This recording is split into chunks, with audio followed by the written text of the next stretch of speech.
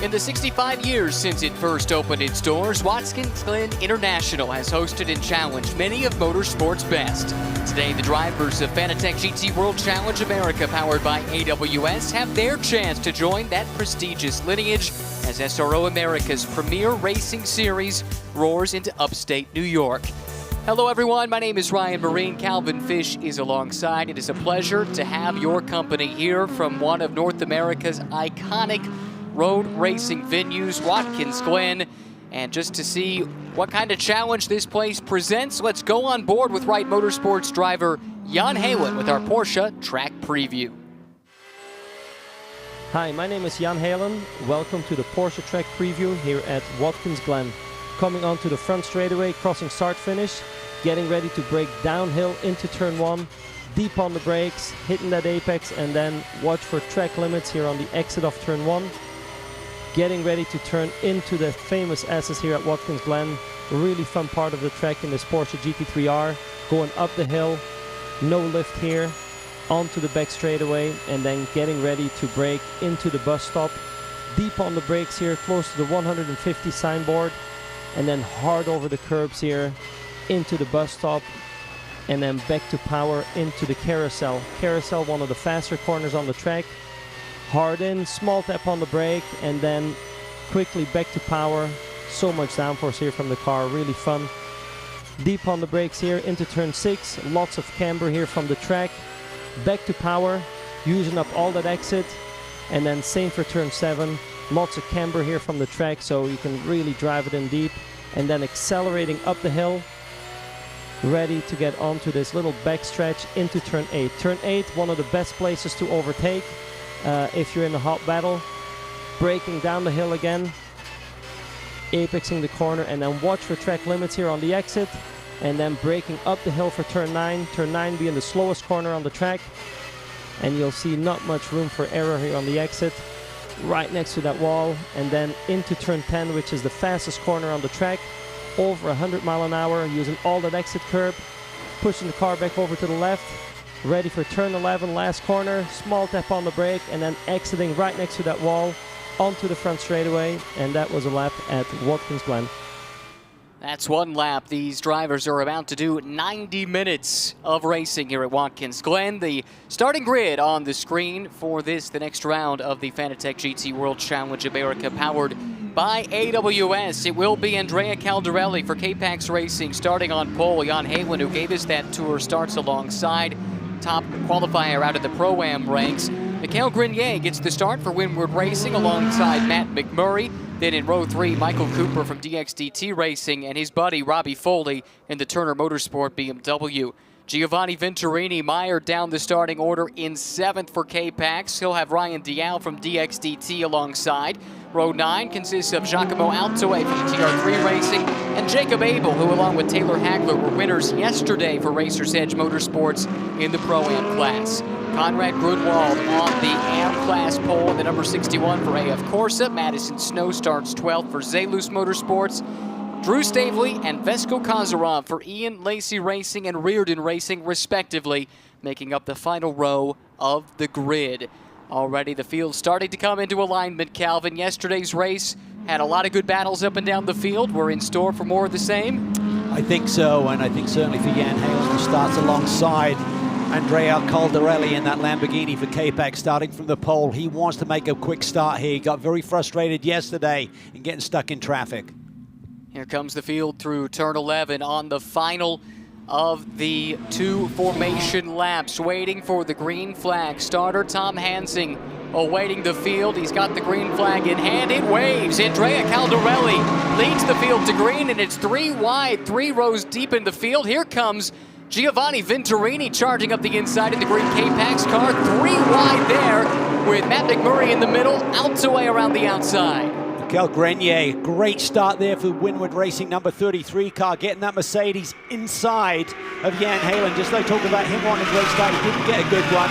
Someone who did, though, is Robbie Foley from the 3rd row of the grid. Look at him making moves here. They're both going to the inside as they defend down into the inner loop. And he's in the slipstream there, trying to follow the Wright Grenier's Motorsports got a Porsche problem. through. Grenier is dropping like a stone. That's the Windward Racing Mercedes, a winner earlier this year at VIR. He's dropped to the back of this field. Number 33 car in strife early. Pole sitter Andrea Caldarelli has been able to pull away from outside pole sitter Jan Haywood. This is the car in strife. Mikael Grenier, the Canadian. I wonder if he cut down the tire. It was really tight there as they went through turn 1, so he's certainly idling around the racetrack right now. There's Robbie Foley coming off a P2 finish here yesterday with Michael Dinan, which has left them up in the second in the points, putting the pressure on here with the number 96 Liqui Moly BMW for Turner. Already up 3 positions from his 6th place starting position. That BMW yesterday was rapid on starts and restarts, more of the same today. Certainly looks that way. Nice start for Michael Cooper as well. He's a native of New York State. He didn't race here until 2018, as we now see the Windward Racing car taking the shortcut from turn 5 over to turn 9, but he's stranded there, so I think he may have a bigger issue than maybe just a cut-down tire. Like Giacomo Altoe also had a good start for TR3. That's the white Lamborghini coming through the shot right there, up a couple of positions as he made the move around the outside, the long way around in turn number 1. Look at that camera angle showcasing the speed here at Watkins Glen. This is a high-speed, high-grip, high-commitment racetrack, and it is certainly displayed there on the exit of the final corner. Another guy who had a good start was Drew Stavely. He's up to 7th in Ian Lacey Racing's car. The Aston Martin up 6 positions there. Matt McMurray dropped considerably down the order. He's now 9th in the Compass Racing Acura. That's a little bit further back. Here we go, though. Cooper under attack. Giacomo Altoe. He was on the defense all race long yesterday. Now he's the aggressor. He certainly is. And look at this second of the K-Pax entry. They struggled with handling here yesterday. They're mired in the pack once again. They can't seem to find the speed and the handling in that car right now. Caldarelli by 1.3 seconds over Jan Haywood here in the early stages at Watkins Glen International.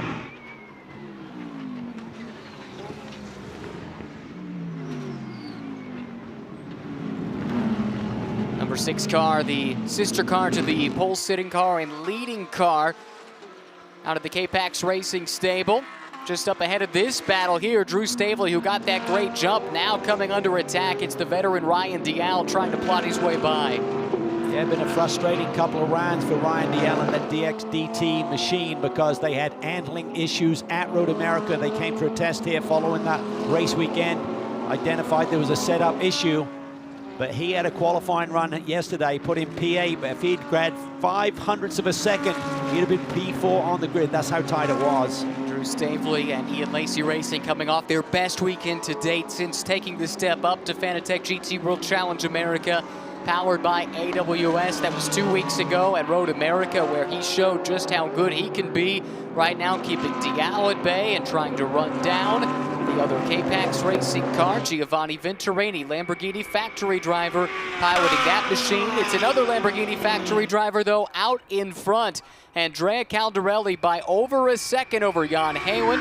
Robbie Foley running back in second. Then it's Michael Cooper as the field flows into the inner loop.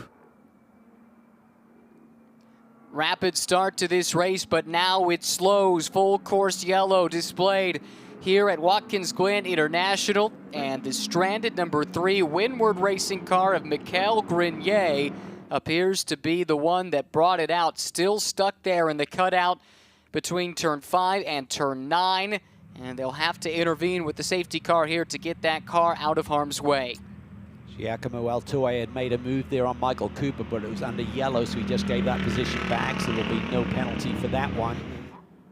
There's the debris. I think this is what it may be for Ryan, because the Windward Racing machine, I'd have to say that's in a safe zone there. I mean, it's hard to get over to that side of the road, so maybe they're seeing something that's been reported on the racetrack, maybe some debris, certainly able to cut down a tire very rapidly here. Yeah, that could very well be the case. If nothing else, though, this gives them a chance, if it is even just for the debris, to try and get that car out of that position, maybe back to the pit lane. This is the race leading car, the pole sitter, Andrea Caldarelli.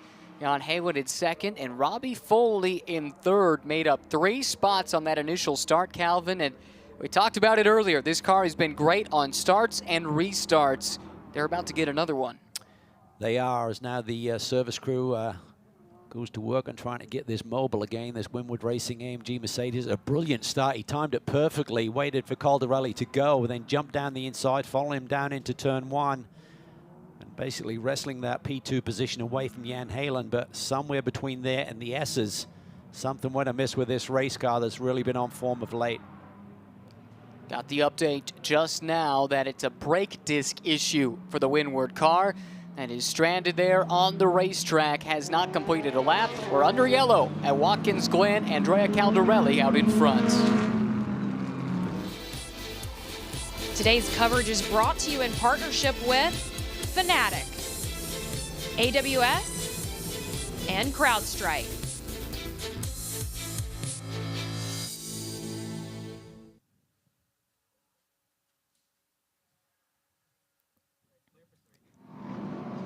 That was a frantic start to this race, Calvin. A lot of shuffling of positions there on the first couple of laps, and now everyone gets to collect themselves a little bit.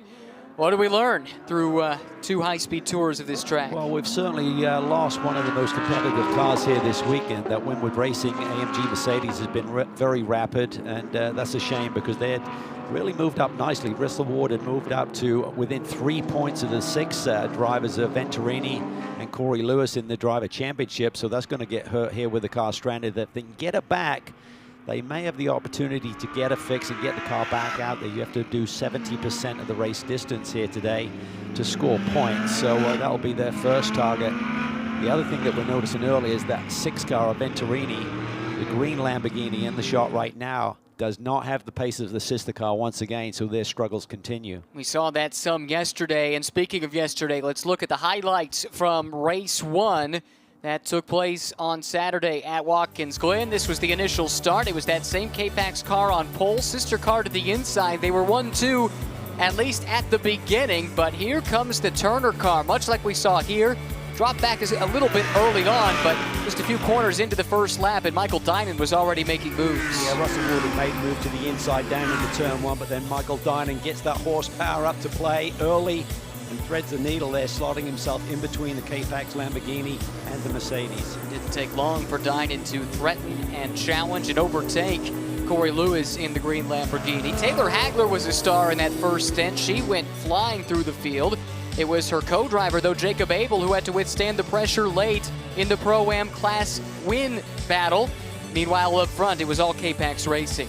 It was Caldarelli there, even had time for a little off-course excursion, but this was a battle that raged for about the last 30-40 minutes of this race. Jan Halen, one of the fastest drivers here this weekend, got pushed back down the order a little bit, but Giacomo Altoe just did not want to give it up.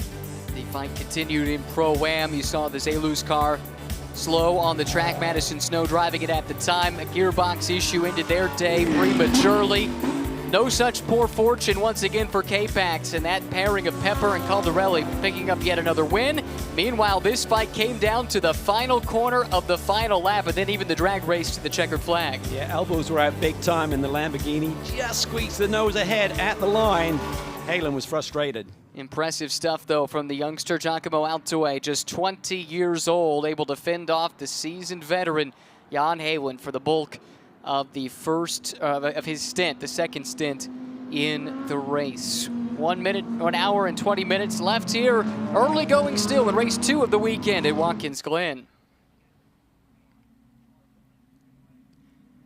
Continuing under the safety car now at Watkins Glen, but not for much longer. Andrea Caldarelli hits the loud pedal and accelerates away out of turn 11. Jan Halen, though, able to maintain that gap and keep an eye on the BMW as Halen pokes to the inside. He looks to the inside. Look at Michael Cooper side by side with Altoe going down into turn 1. That was close there with Stavely. There may have been contact between the Lamborghini of Venturini there and Drew Stavely. Bodywork flew. I'm not sure if it's Aston or Lamborghini bodywork. We'll have to wait and see. Altoe got the jump on Cooper. That's the 4th position overall and 2nd in Pro-Am. That little scuffle there between Venturini and Stavely has allowed Ryan Diel to get a run. Going down the backstretch, Foley putting the pressure on. Halen takes that inside lane, so he can't go anywhere with it. Halen might have learned a thing or two about defense at this track from Altoe in that battle we chronicled throughout the race yesterday. He's able to fend off that hard-charging BMW for the moment. Still keeping in touch with Caldarelli out in front, but this has been the car on the move. Altaway charging through this field. He's up to 4th. Yeah, he is, and Ryan Dial is going with him. Started 8th. We talked about earlier, if he had 5/100ths of a second in qualifying, that would have moved him to P4. That was how tight the grid was here yesterday in qualifying. Altaway started 9th, so up 5 positions already. Cooper's made up a couple of spots as well. Here's K-Pax Racing, the 6 car. Giovanni Venturini under attack. Dial, as mentioned, he's got one place he wants to go, and that's the front. Yes, I got mixed up with the 2 DXDT machines. It's Cooper there who's in the battle with Altaway. Dial trying to make some moves here. Venturini very much on the defense. Just can't get the car underneath him and feel comfortable. With the coming together between Stavely and Venturini earlier, that allowed Dial to get by, and now Dial is on the offensive. You can see the rear view mirror dangling in the wind off of that Aston Martin of Stavely, so that, I think, is a casualty of the contact right there at the beginning of this restart. It can certainly be a factor. These cars have rear view facing cameras, but certainly if you get someone down to the inside, let's take another look at this restart. Side by side here, there's where the contact is between Venturini and Stavely. You see bodywork flying from the Lamborghini, and that allows Ryan Dial to get the run and get inside Stavely at the same time. Stavely is starting to fall into the clutches of Matt McMurray, who slipped back on the initial start, running out in front of the Racers Edge Acura. That's how they finished, but it was 1-2 at the front of Pro-Am yesterday. Racers Edge, though, in front of Compass. Right now, though, those 2 cars much further down the order, running 6th and 7th, with McMurray and Abel behind the wheel of those respective cars. Yeah, Matt McMurray's not had the best start to this race. He qualified on the front row, lined up 4th at the green flag here today, down in 9th now in a fierce battle there with Jacob Abel, the guy that he had to try and chase down yesterday for the class win, now right behind him. Good news to see the Zaluz car back up and running. Had some issues with the gearbox during the race yesterday. Problems, as I recall, earlier today in the GT America race that they used this same chassis for. And it will be Madison Snow giving way to Jason Harward a little bit later on in the show. There's this fight now. Dial putting the pressure on Venturini, and as has been the case all weekend, the pace of this 6 car from K-Pax just has not been able to match the sister car. Meanwhile, McMurray up the inside gets that position back from Stavely. Yeah, I think you want to make that happen in a hurry. Stavely tries to come back at him on the run between turn 9 and 10. McMurray recognized he wants to be the top dog in terms of the Acura camp here this weekend. Probably frustrated that he spent about 30 minutes behind Jacob Abel yesterday and couldn't make the move for the win. It's that distinction at the moment. Best running of the Acuras, but they're both further down in the order than I think we both would have expected, going back to how much pace they displayed throughout the race yesterday. Big run here, exit turn 1 that is flat up. Up these high-speed S's. Through the back stretch, you're going to peak at about 160 miles an hour plus before you hit the binders, hit the brakes for the inner loop. About 100 mile an hour minimum speed. Trying to thread the needle starting right here. Giovanni Venturini, Italian Lamborghini factory driver, paired up with Corey Lewis, the American. Certainly Lamborghini blessed, has done a lot of racing for the Raging Bull over the last couple of seasons, and all kinds of different championships, from endurance racing to single make super trofeo racing. And he's the one member of this team that has basically raced at all the tracks on the calendar this year. For 3 of the 4 out of K-Pax, it's a learning experience unless they've gone and tested ahead of time. Yeah, and I think certainly the K-Pax team has tried to test at the majority of the races. They haven't tested at Sebring. They're going to do the Thursday test day there in preparation for the next rounds of the championship. But certainly having Corey Lewis on board to kind of guide these factory drivers to a new circuit has been very helpful. But for that driver pairing of the number 6, very frustrating season to see the sister car having so much success, so many wins, leading the championship comfortably. Yet they seem to be mired in the pack. They even put Jordan Pepper on board the 6 car at the test here a couple of weeks ago, and he said yes and confirmed that there is something amiss with the handling on that car. They've been through it with a fine-tooth comb. They've got Lamborghini engineers here this weekend. They cannot discover what is wrong with that machine. It has to be so frustrating to know that there is something amiss, but not to be able to identify exactly what it is. Jacob Abel here, he and Taylor Hagler won in Pro-Am yesterday. It's a ride-sharing deal. throughout the season between Abel and Dakota Dickerson, who won with Taylor Hagler at Road America 2 weeks ago in one of the 2 races there. But Hagler's in for the full season, and they've been great in recent weeks within the Pro-Am class. That's helped Taylor propel herself up the point standing. She now is 2nd in those standings. She is, and just really gaining in confidence. Had a brilliant opening stint, as we see her there inset on the screen right now, just chilling right now. Long time before she's going to see any action here today, but kind of settled in. Yesterday took a couple of laps to find her feet, and then boy, did she just go to the front in a hurry. It was impressive stuff. We couldn't keep the cameras off of her, and she made major progress through the field, nearly raced her way up to the lead, and then ultimately that was taken care of both in the pits and with Jacob Abel behind the wheel. Speaking of pit stops, GT World Challenge America features full-service pit stops within a prescribed pit window right around the halfway mark of this race. Full driver change, tire change, and fuel. And that has a huge effect. How you execute in the pit lane can determine the outcome of one of these events. Andrea Caldarelli still leading, but Calvin Jan Haywood is keeping him honest. He certainly is, and by doing that, he just laid down the fastest lap of the race at 1:45.13, just marginally quicker than Caldarelli, but you can see Caldarelli is not able to escape. So Jan Halen would love to keep the heat on. He's leading the Pro-Am classes, the Pro car out front right now, up and over that curve pretty heavily as we watch Jordan Pepper, his teammate, and Thomas Blam, the strategist there for K-Pax, watching on. That last lap from Haywood, he once again set the fastest lap of the race, this time a 1:45 flat. Had just about a 10th in hand over Caldarelli. That's it, that separates those two. They're within 1 second of one another. Similar story for Foley, who's got Altoe giving chase. And it's an interesting mix here because we've got a Pro car leading a Pro-Am car, 1st and 2nd, Pro car 3rd, Pro-Am 4th, but while we have these different classes, they're all the same spec GT3 cars, and with the pros in these cars here for the Pro-Am lineups, you can see the teams in the Pro-Am field, they can execute with the best of them, and the drivers are top-notch too. Yeah, you got all of the studs in right now, so on the Pro-Am lineups for race 2, which is today, there we see Fred Pordad watching on his teammate Jan Halen giving chase to Caldarelli. You got the pro starting, so that pit stop window opens between 40 and 50 minutes into this race, but expect the majority of these cars to try and extend their run deeper into that window to have the faster car driver in the car for as long as possible. Andrea Caldarelli by just about a second over Jan Halen. Then it's Robbie Foley completing the podium as they run at Watkins Glen. Today's coverage is brought to you in partnership with Pirelli, Rebellion, and Total.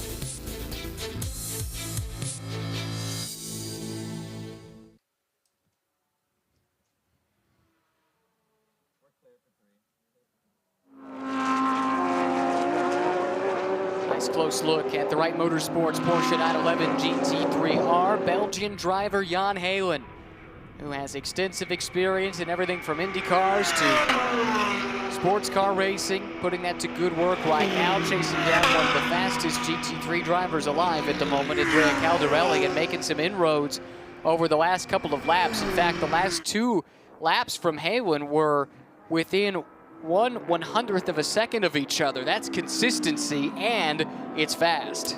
It is fast, but Caldarelli's exactly not a slouch either, right? So he's got pace, but you can see that he's being kept honest here by that Wright Racing Porsche immediately behind him.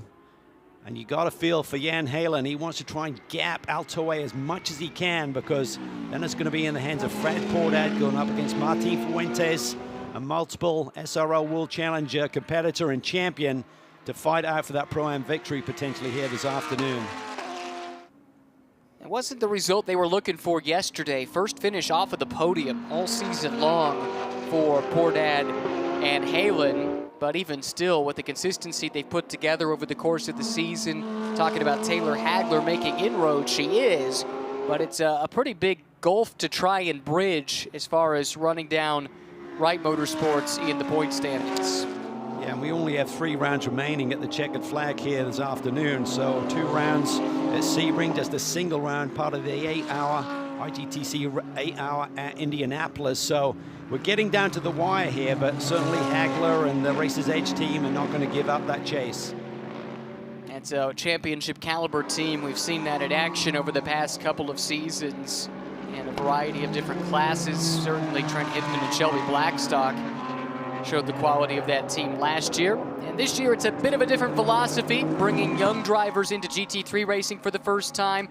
As Ryan Dial heads to pit lane, the report from the team is suspected splitter damage on that car. Do you see anything there, Cal? I don't see it, but if it has pulled down one of the stays, maybe at high speed, it's kind of bouncing up and down and porpoising, as we call it, with the aerodynamics. That could be a nightmare for Ryan Dial. He comes to the pits, and it's been that kind of a weekend, unfortunately, for the 63 car. Sister car has done well. Michael Cooper and Aaron Vogel finished on the podium yesterday. Crew taking a look at the splitter. Does seem a little bit loose. Yeah, you should literally have to stand on that thing to get it to move that much, so something has been weakened here. So as the crew goes to work on that car, the lead has swollen now up to 1 second. Andrea Caldarelli over Jan Heylen, then Robbie Foley and Giacomo Altuve. Andrea Caldarelli and K-Pax Racing continuing to lead. Jan Heylen giving chase, gave up about 2.5 tenths of a second on that last lap because Caldarelli responded with a fast lap. In fact, the fastest lap of the race thus far. Meanwhile, in the pits, Ryan Dial with some issues early. It's splitter damage on that car, and the crew tried to enact some repairs, but he's going down a lap now. Yeah, last lap across the line here. New fast lap was for Caldarelli, so he's extending that gap a little bit, but Jan Heylen is not letting him get away. So running second overall, Jan Heylen has that Pro-Am championship lead and the class lead right now in the race today. And he's just trying to set up his teammate, trying to get that white Lamborghini Huracan as much as he can, making the task a little bit easier for his teammate Fred Portad. Exactly right, because, wow, the overall victory would be wonderful. Quite frankly, when Caldarelli gives way to Jordan Pepper, you expect the pace of that car to not diminish at all. Meanwhile, in the Pro-Am class, when Jan Heylen gives the car over to Fred Portad, we've seen Fred's a good pedaler, but not sure he's quite got the pace of Jordan. And so it's all about positioning yourself relative to the cars in class. This car is part of the Pro class. Robbie Foley driving now. Michael Dinan will take over, but the car behind is the one that Heylen needs to concern himself with, trying to build that gap to make sure Portad has the advantage over Fuentes in the second half of this race. Puff of smoke there from Robbie Foley as he exited the carousel. Probably just got a little bit wide. There's a curb there. They've just brushed the bottom of the underside of the race car and the aerodynamics there, so I don't see any issue since that time. So full fuel load. It's burning off slightly here as we get into this first stint of the race. It's quite heavy, obviously. Fuel on board to take them into the pit window. That will burn off over the course of the run, but of course, by design, so will the Pirelli P0s, and somewhere in the middle of the stint likely is the sweet spot where you got the grip in the tires and the weight is starting to come down, and we could see some fast lap times. And gotta say, this has been awesome watching Caldarelli and Heylen. They've just been exchanging CrowdStrike fastest laps of the race, one after the other. Yeah, there's a huge lap there by Jan Heylen, a new fast lap at 144.83 compared to Caldarelli's just inside the 145 flat range. So Jan Heylen has pace, but what he saw yesterday when he got in close proximity with Altuve, battle that went all the way down to the wire, literally, he just started to lose the efficiency on the aerodynamics of the Porsche and was very frustrated by that. So I think he's got to catch Caldarelli and pounce rather than just sit there in his wake. Race Vision powered by AWS, corner speeds at the bus stop, also known as the inner loop. Just went through there a moment ago, 103.7 miles per hour for the Porsche of Heylen, the Lamborghini of Caldarelli, and the Mercedes of Michael Cooper. Speaking of Mercedes, got the update on Ryan Dial, the damage to that car. They've sent him out of the pits. I think he did a lap and came back in. The report was that it was not something that could be fixed. Ryan giving the report that it still did not feel very good. And so now the question is, do you just try and churn out the laps and get some points, especially when you consider that David Askew then is going to have to deal with that for the entirety of his stint when he climbs aboard. Yeah, and there's a rule in place as we look at Michael Dinan here watching the progress of his teammate Robbie Foley. 70% is the amount of race distance you have to cover compared to the leader here to score points, so they don't have a lot of time to play with. They need to make a quick decision here for Ryan DL and that 63 machine, either get it back to the garage, back to the paddock area, see if you can do a fix or keep plodding around to score championship points. Now the hopes of DXDT Racing rest on the Pro-Am car, Michael Cooper and Aaron Vogel. They're third in Pro-Am right now. That's where they finished yesterday as well. Former class winners earlier in the season. Big win for that pairing back at VIR. There's three distinct tiers here in terms of lap times here today. You got the two leaders running laps in the high 44-second range as Caldarelli just takes the new fast lap away from Jan Halen by a couple of hundredths of a second. Then you got Foley and Altoe running pace about half a second beyond that, and then a further half second back as the rest of the gang, including this man, Michael Cooper. Currently running in fifth, driving that Mercedes-AMG GT3 Evo, and Mercedes, one of the brands associated with the Global GT World Challenge Championship. It's a points championship for manufacturers in 3 different SRO series around the globe. Fanatec GT World Challenge, powered by AWS, America, Europe, and Australia. These are the brands all involved in the championship so far, and it's been a good year for Lamborghini. It's been a good year for Mercedes-AMG as well. As you will see here in a moment, these are the brands participating in this point structure, scoring points across multiple classes in all the different series. Those are the points as they stand as we close in on the final third of the season globally. Mercedes-AMG out in front of Lamborghini at this stage in the year. And this will help Lamborghini's cause as K-Pax Racing continues to run up front, courtesy of the factory driver, Andrea Caldarelli. Just over 1 hour remaining.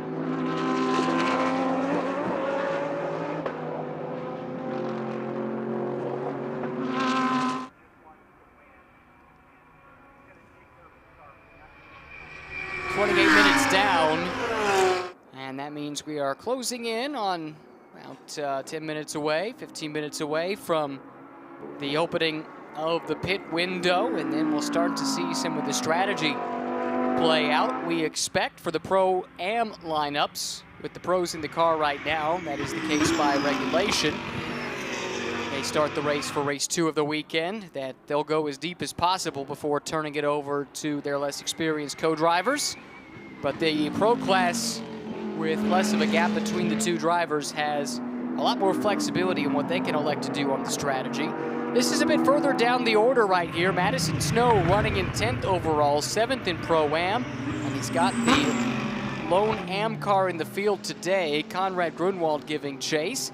Now we jump a little bit further up. That's where we find Jacob Abel right now, who has made his way around Drew Stavely here on this lap, Cal. Yeah, just showing great patience and poise here. Does not have a ton of GT3 experience, Jacob Abel, but yesterday he fended off Matt McMurray, who, even though he's at a tender age of 23, a youngster, has a ton of experience compared to Jacob. So it was a monster drive by Jacob yesterday, scoring the victory in the Pro-Am class, along with Taylor Hagler, of course, and just really showing great discipline and, you know, just not getting too feisty, too racy. Realizes it's a long race compared to what he's used to with the Road to Indy and some of the single-seater racing that he's doing, much more on a sprint format basis. So this is a big learning curve for him to get adjusted to be inside a cockpit with a roof over your head and the longer duration of the races, but he's adjusting very quickly and very nicely. He's running the full Indy Pro 2000 schedule this year as Jacob Abel.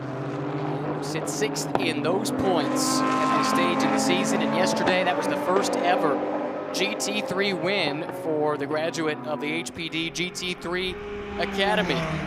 Big win for him, second win of the season as well for his co-driver Taylor Hagler, who was a winner the last time out at Road America as well. 1 hour remaining as we watch the fight towards the back of the top 10 here at Watkins Glen International Raceway. Jacob Abel around Drew Stavely. That was the fight for 7th.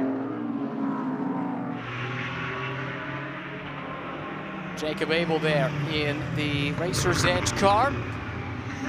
just made the pass of Drew Stavely. That was actually for 8th in the overall running order, for 5th in Pro-Am.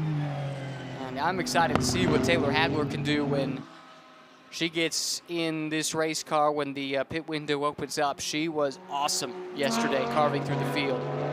She literally did that, carved them up, because as I said earlier, she kind of took a while to get settled in, but once that car came to her, she just got so much confidence behind the wheel and just pushed that car forward as we now get another full course yellow. So this is going to erase that big lead that Caldarelli and Halen have built up over the rest of the pack right now. So this is going to be frustrating because you mentioned earlier, we're getting pretty close within literally 9 minutes now of that pit stop window opening, which will happen with 50 minutes to go in this race. It's 10 minutes. You have to work with a bit of debris there, so maybe that's what they want to clean up. That's from that contact down in turn 1 with Venturini a little bit earlier in this race on the restart. What this also does then is it basically starts the race afresh just before the pit window. It brings all of the cars together, specifically the Pro-Am cars. So it'll be up to the AMs then to race amongst themselves to the finish, and they'll all be clustered together. This is where the debris came from. Like that little side fence there you see in the right, the left rear quarter panel there. Just kind of pulled that off and also dismantled Drew Stavely's right side view mirror as well at the same time. That should be a brief intervention then to fetch that debris. Just got word from Reardon Racing. Vesko Kozarov is struggling with the handling on the 91 machine, so they're coming off a brilliant victory earlier today for his teammate Jeff Burton. And we really thought that would set them up nicely in terms of the setup information they would get for the race here today. Well, we'll see how that plays out when Jeff Burton gets behind the wheel in just a little bit. Closing in on the pit window here in race 2. Today's coverage is brought to you in partnership with Acura, Ferrari, and Lamborghini.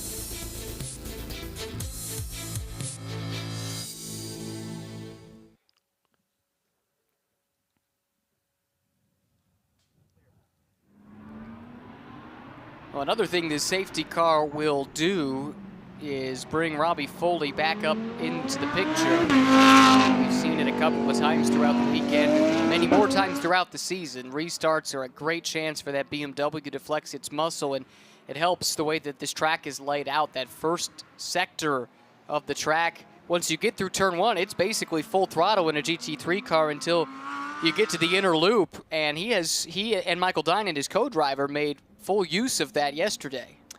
Yeah, we nicknamed them Pac-Man yesterday for the way they're gobbling up the competition as they climb the hill there. It's not extreme, it's not like out of order, but certainly they have a bit of an edge there, and that's how they achieve their lap time in different ways between the different manufacturers, and certainly the BMW. I mean, this M6 is a little bit long in the tooth, to be honest with you. You've got the new M4 that's going to debut on US soil a little bit later this season.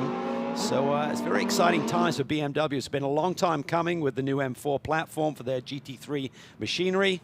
But certainly there is life in this car right now. It's shown a lot of speed recently. Got great engineering on board now with Jay O'Connell from Multimatic joining Turner Motorsports for these events. So steering this car literally in the right direction. Very much so. And again, it was just remarkable to see what short work Michael Dinan made of his competition on these restarts. Much like all-you-can-eat tacos when Will Turner shows up, it's just not going to last very long, is it? Great analogy. Those boys like to party and celebrate, and tacos is the way they do it with some big wins over the years. Well, had one in the second race at Road America. There is Will on the left, team owner. Michael Dinan, the young up-and-comer, college student at the University of Pennsylvania. Still very new to motorsports. I think we have to remind ourselves of that. He had the big breakout year last year, ran the full season of GT4 the year before that, and I had a couple of starts the year before that, but this is the first year in GT3, and I kind of wondered how big of a jump would that prove to be, and tell you what, he has looked ready for it all season. He has. He looked really racy. He's used to winning. He won 17 times last year across the 2 GT4 championships and 2 titles, but he's not intimidated. He's getting more and more comfortable. He loves the team. He loves the group. Got great co-driver and mentor in Robbie Foley. They're going places. K-Pac's also preparing for their driver changes. Looks like they might be imminent. Corey Lewis getting his gloves on in that shot. Jordan Pepper had the balaclava on, but not yet the helmet. Shouldn't be too long once the safety car is lifted, and we should start thinking about pit stops closing in on halfway in race 2 of the weekend. Safety car should be just about done. In fact, lights are off, so that signals we're going to have the restart. It will be just ahead of the pit window opening, Calvin, and then we get to see the strategy unfold. Yes, effectively you're going to have like a 2-lap sprint here before that opening occurs, and typically we're seeing teams come in early. In times past, you do the overcut. You try and stay out, get that hot lap in on relatively hot tires despite the tire degradation, and just really try and counter someone who comes in early and goes out on cold tires and struggles to get tire temperature up. But since we introduced tire warmers, that's gone away. And the other factor here this weekend is this is a high grip racetrack.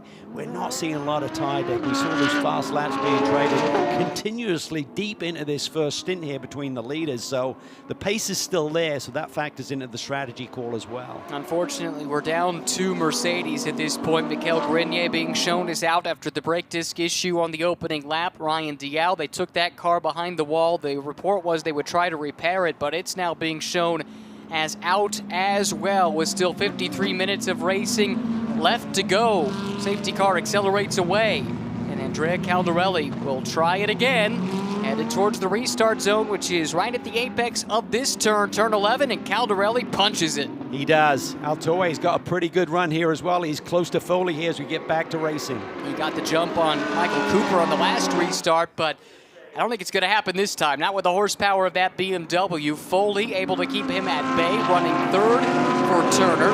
Altoe 4th in the white Lamborghini, then the purple Mercedes of Michael Cooper. Let's see if that BMW can show its horsepower, climbing the hill through the S's in the run to the inner loop. Here he comes, but he's a little ways back. I don't think he's in striking distance. We'll have to wait and see.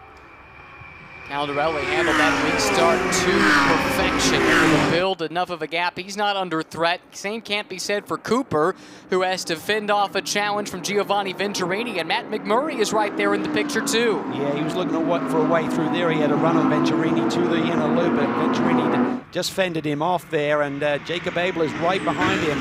Zach is once again in very close proximity on the racetrack.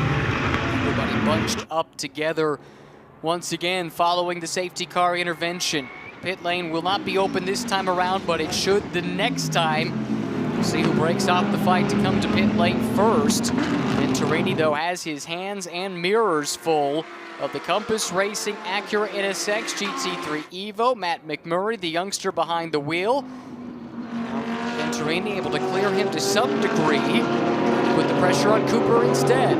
See the variety of lines that this racetrack will give you. Because it's such high grip, you can run different lines here on the approaches to some of the corners. You can dive bomb down into the apex. You can run a little bit wide and run the higher line through some of these bank corners. Just makes for great racing here.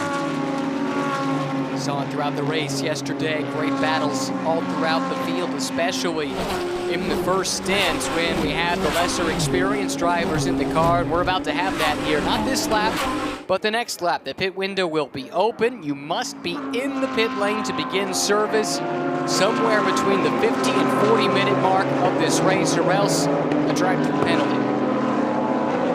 As we said, with the pro drivers starting this one, they're going to try and run deep into this stint, so probably keep these cars out there a little bit longer. If you've got an even driver lineup, that allows you a little bit more flexibility with the strategy. Here comes Matt McMurray. He's got the run. Does he get to the flank of Venturini? This is going to be tight. Holding our breath as they go through the inner loop. So close. Venturini went out wide so we could swing in there with a little bit more entry speed, just allowing Matt McMurray enough room to get up and over the curb and avoid contact. Good respect from those two. That's a high-stakes part of this racetrack, and a little bit of contact can have big-time consequences. Yeah, you get tipped there, you're going for a big, big ride. As everyone's settling back in, they realize there's basically 10 minutes or less to use these tires up with, so they're going to be going hard right now. Pit window is open, as you see on the screen.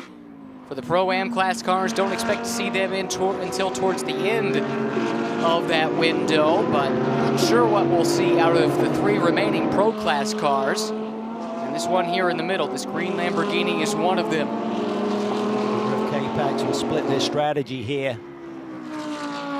Get Venturini in, get some fresh tires on that car, see if they can get a bit more pace with Corey Lewis behind the wheel. And here he comes. Exactly as you called it. Looks like everybody else has stayed out so far. K-Pax, though, electing to split their 2 cars onto different sides of that strategy coin. Giovanni Venturini, after a spirited stint, will give way to the American from Nazareth, Pennsylvania, Corey Lewis.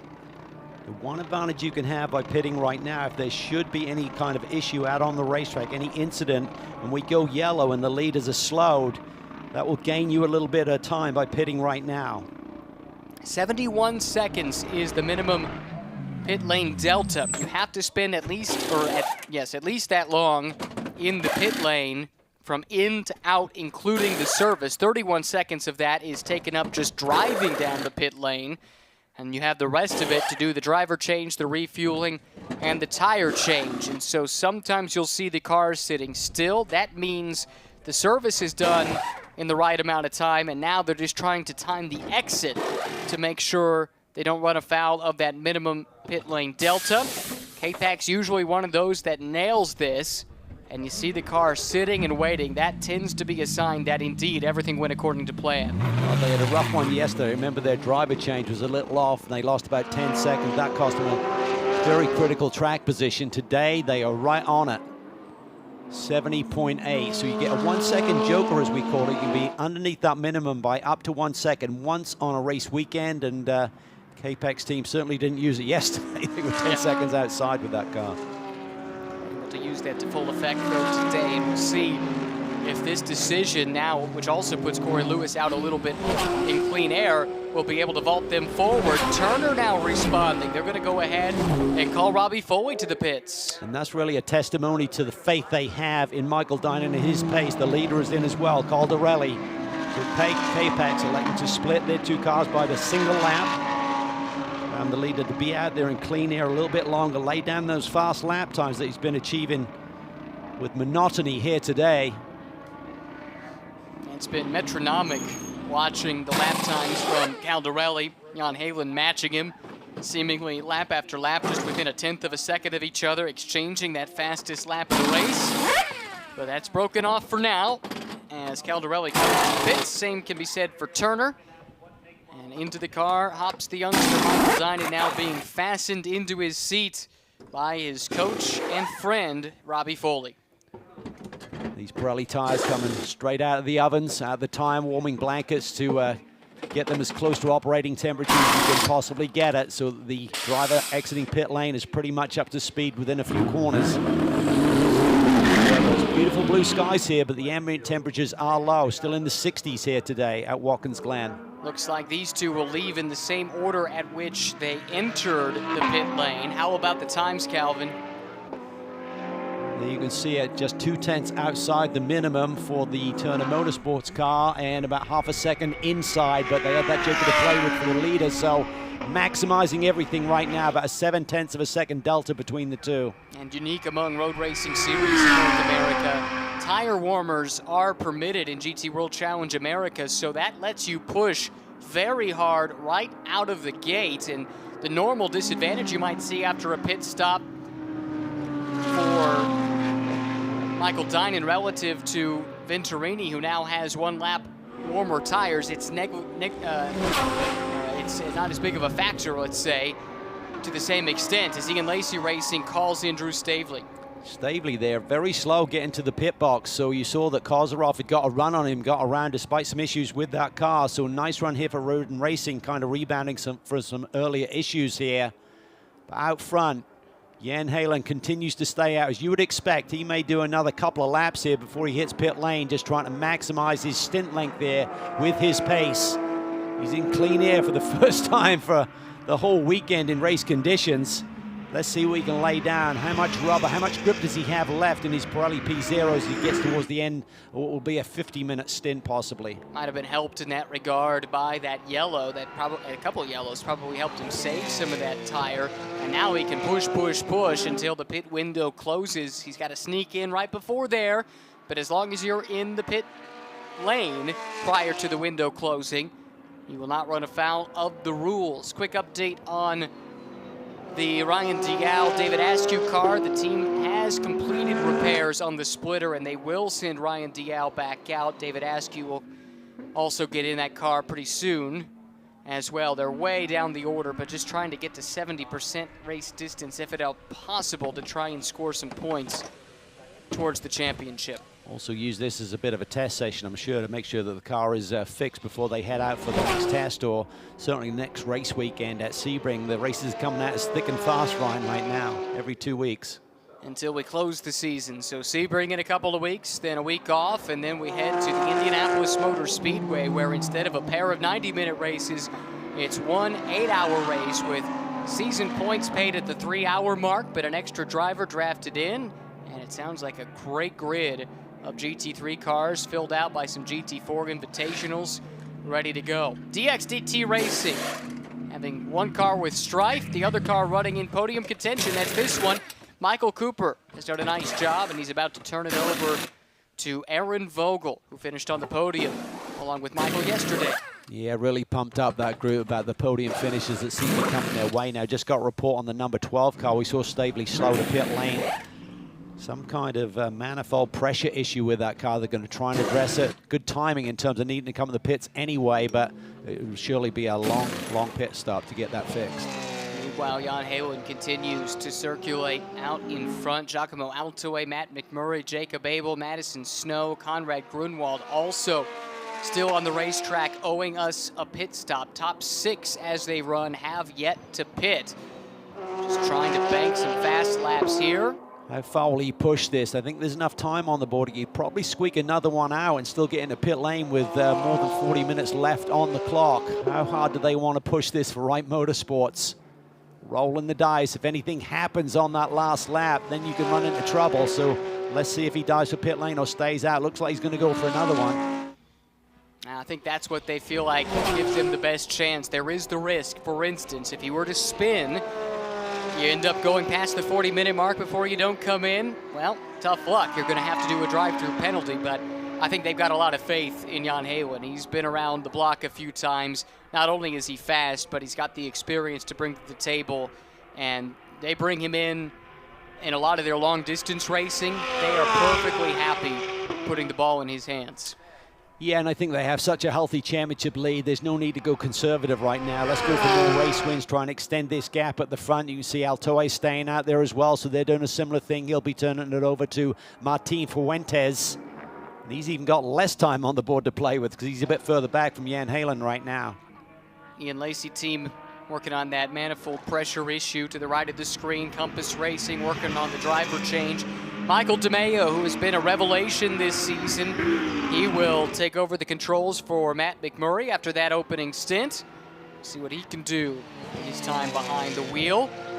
Final lap, though, of the weekend here at Watkins Glen for Jan Halen, who very nearly put that car on the overall pole for this race, just barely pipped at the last moment. How about this new fastest lap of the race for Jan Halen on that last tour? How about those Pirelli P0s? This deep into a stint, 50 minutes on that set of tires, and he runs the fastest lap of the race. Fantastic stuff.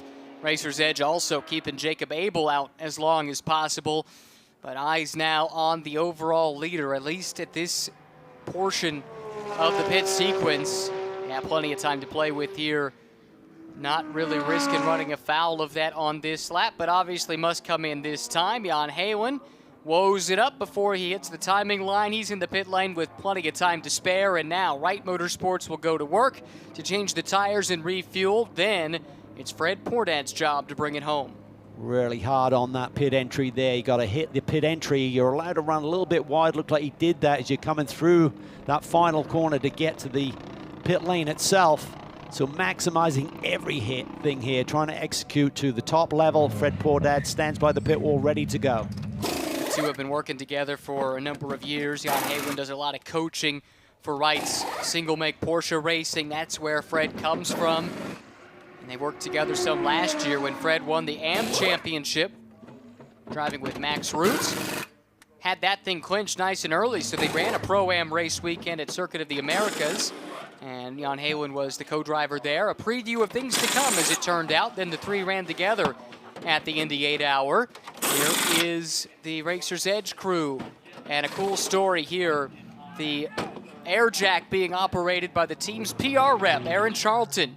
Not just the PR rep, but part of the overall crew, over-the-wall crew as well. They dropped that car off the jacks and waiting to send it. Now they do. Jan Halen to Fred Pordad, 71.01, right on the number. 71.8 for Giacomo Altoe to Martin Fuentes. These teams are on the numbers right now. Jacob Abel to Taylor Hagler, 70.45. That's the 1 second juggle. I don't think they used it yesterday. Should be in good shape. Great job, great execution by all of these teams to be there right within the window, playing with that joker a little bit. That's great pit work right there. And look at this, it's put the right car out in front. Fred Pordad leading overall with the South African ace. Jordan Pepper trying to find a way by. Yeah, he's got to go for it. Just whistles around the outside, and Fred gradually brings it up to speed. Not going to be a contest there in terms of the grip levels. Even though they come out of the tire blankets, they're not as warming up to speed and in their sweet spot as much as a car that's been out on the racetrack for a lap or two. So Jordan Pepper wisely just biding his time. Here's another switch of positions. Look at this. Altoe to Martin Fuentes. By doing the overcut there, has got them the track position. However, Michael Dinan is in the groove. Fuentes is going to feel the heat right here. But just like that battle between Pepper and Pordad, it's not a class fight. That's Pro and Pro-Am. Same story here. Pro-Am car, the Lamborghini out in front. Pro car with Dinan. That's the BMW behind. Martin Fuentes, he's just got to look forward. He's got to look for that right racing number 20 and try and chase him down. And we got another swap of position. That is Vogel taking over for Cooper around Corey Lewis. Corey Lewis going to try and get that spot back as the pro cars are mixed up with the Pro-Am ranks. Pit stops complete here at Watkins Glen with 37.5 minutes remaining.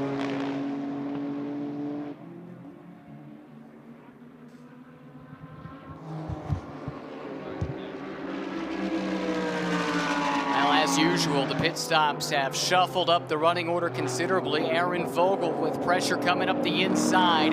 Pro class car from K-Pax Racing able to make that spot up. That would be Corey Lewis coming through to take the 6th overall position. And that now puts Lewis just that much closer to Dinan, who runs 4th overall, but 2nd in pro. Vogel suddenly finds herself, though, under a great deal of pressure. Michael DeMeo is on the move.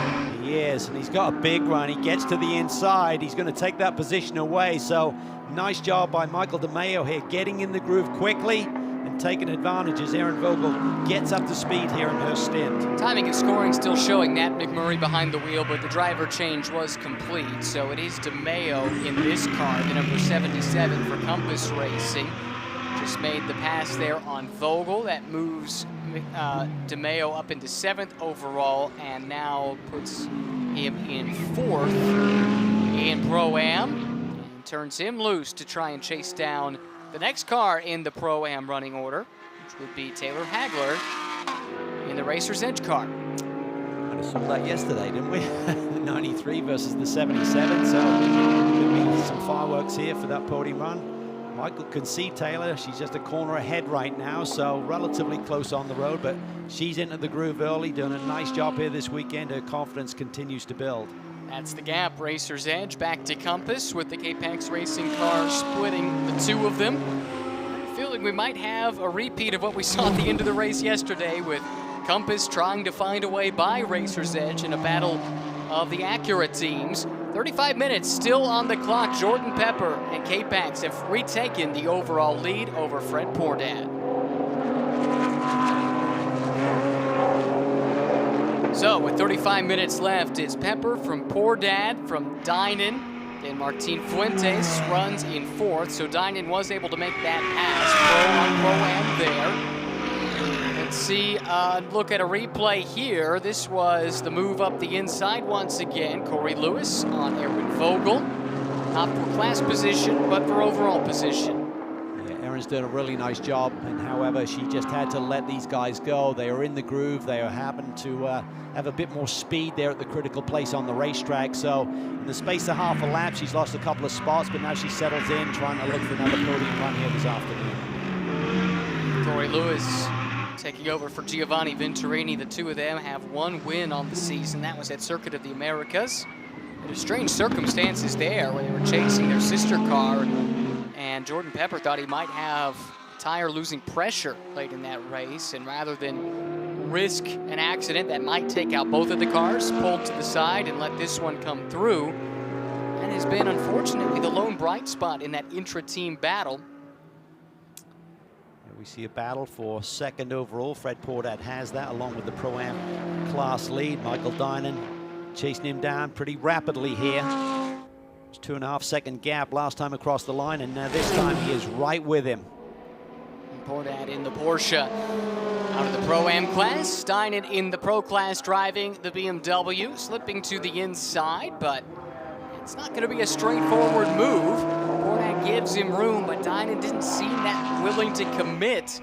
Not wanting to put that car at risk when he's got a nice solid run. Second now overall, and also second in class, as Will Turner and Robbie Foley watch on.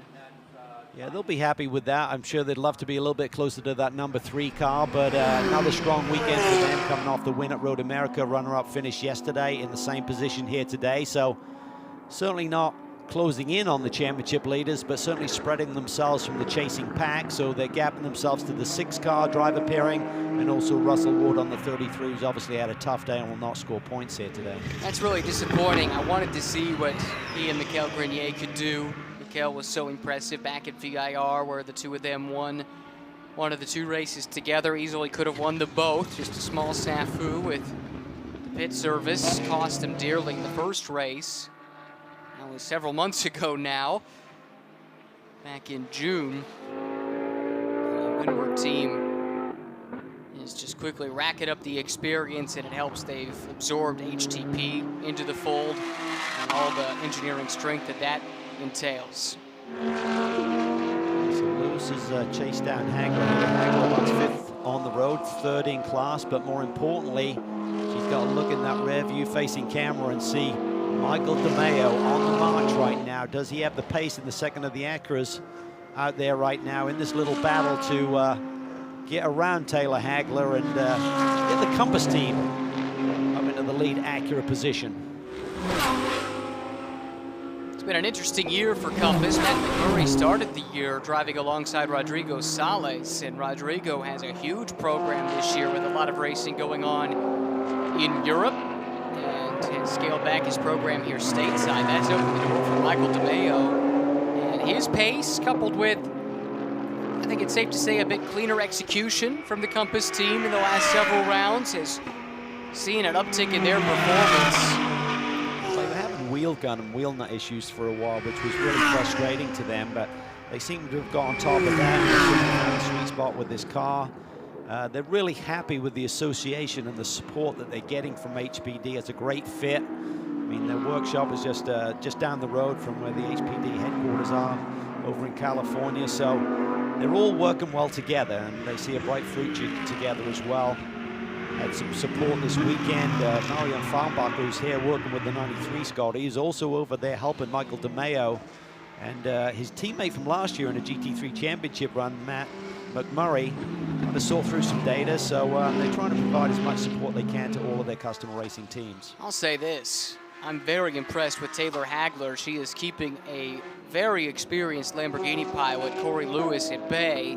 Lewis has the pace, it would appear, to be faster in clean air, but there hasn't been an opening. It's been impossible to make a move because Hagler has been inch perfect.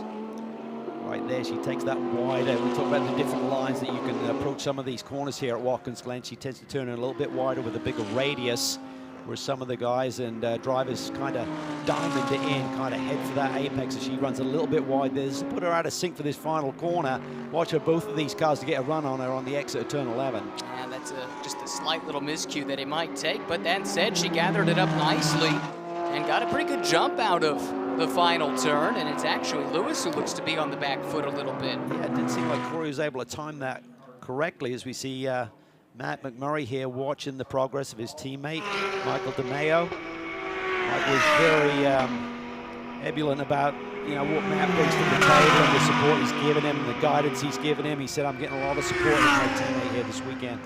While these cars fight it out, bad news for Drew Stavely. That car behind the wall likely out of the race, and Jeff Burton has brought the Reardon car to the pit lane as well. So attrition starting to hit this field with less than 30 minutes remaining. Today's coverage is brought to you in partnership with Acura, Ferrari, and Lamborghini.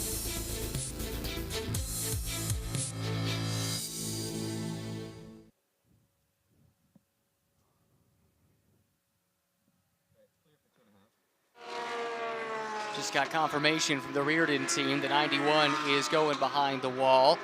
And it looks like the move was made. Corey Lewis did finally find a way around Taylor Hackler, and that opens up this fight between Hackler and DeMeo for class position. This is the final step on the Pro-Am podium, Calvin. Plenty of motivation for DeMeo, and he throws it into the inside. Yeah, you may have watched Taylor Hackler there when Corey Lewis was kind of nibbling on the tail there, how she just kind of leaves that door open a little bit on the entry to turn 9. Couldn't quite make it stick. So good respect between the two drivers here. She's no easy picking. She wants to fight hard here. But it looks like Michael may have a little bit more pace at this stage of the game. He's in the slipstream now, down the pit straightaway, starting to close in. Stalking is Michael DeMeo, looking to the inside, not close enough.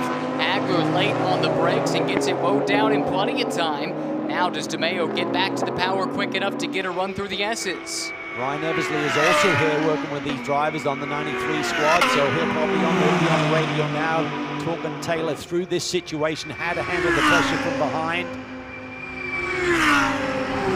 Definitely showed that there's that chance there with that wider line for DeMeo to take that lunge again. If you're coaching her, do you tell her to change the line from what she's done all weekend long to help prevent that opportunity from arising again? Maybe somewhere between the two extremes would be the way to go, just to make it not as inviting, let's put it that way. But you're right, it's hard to change a racing line, what you've been doing, without compromising a lot of lap time until you get used to running that line. It's Martin Fuentes up ahead of this battle. That's who Corey Lewis is chasing down now for 4th overall. Fuentes himself is 3 seconds behind Fred Pordad, 1st and 2nd in Pro-Am. Here's 3rd and 4th. 2 Acura NSX GT3 Evos. Taylor Hackler has a much bigger gap this time around. We'll see if she can keep it going back into that turn 9. That's where DeMeo made the move the last time. This time he likes to just follow her line through the corner. Not take a run to the inside, but really early on the power there, using all of the road plus a little bit more. Final podium spot in Pro-Am up for grabs. Taylor Hackler has it. Michael DeMeo wants it with 26 minutes remaining. Taylor Hackler holding off the challenges from Michael DeMeo, young American, facing off against a slightly older, but not that much more so, Canadian. Let's take a look at a replay here, because it was this move that put Corey Lewis ahead of Hackler and put her into the firing line for the Compass car. Yeah, a little bit further into the lap, just 3 corners later. Michael DeMeo gets to the inside. This is coming up into turn 9. As they come off, Taylor just gets on the power a little bit earlier and allows her to maintain that position, but certainly feeling the pressure right now. Just saw a message from Race Control, the number 96 car. That's Turner Motorsport. A drive-through penalty handed down for a pit stop infraction. It's the 2nd placed car overall, 2nd in Pro. They only had a 12-second gap back to the next Pro car, so they're going to lose that. Plus some. 31 seconds is the time loss being on pit lane at 50 kilometers an hour. Will drop them considerably down the order and certainly out of contention for Pro Class win, barring any kind of misfortune for Jordan Pepper and the number 3 K-Pax car. During the break, we got notification that the 91 car has gone behind the wall. Further clarification, we believe that Jeff Burton may have clipped that exit wall on turn 11 and broken the rear toe link. That's what they're trying to repair quickly here, but maybe too much damage.